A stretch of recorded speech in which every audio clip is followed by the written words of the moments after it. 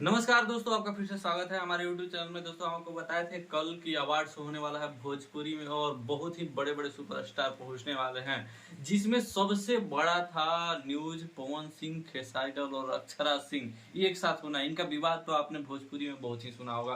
पवन सिंह और खेसारी लाल एक साथ नहीं रहने वाले, हमेशा 36 का आंकड़ा। और पवन सिंह और अक्षरा सिंह नाम के पहले जी लगा वो। उनके बारे में तो खूब आप पवन सिंह और अक्षरा सिंह इनके बारे में तो खूब जाने होंगे।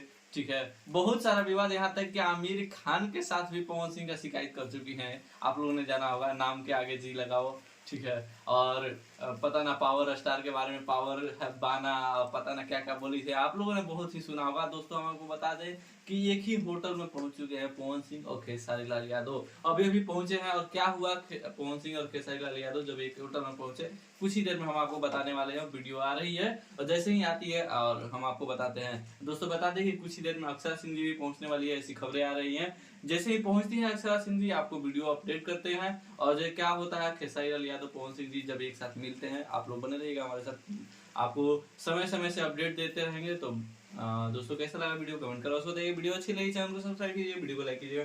मिलता है अगले वीडियो में। जय हिंद, जय भारत।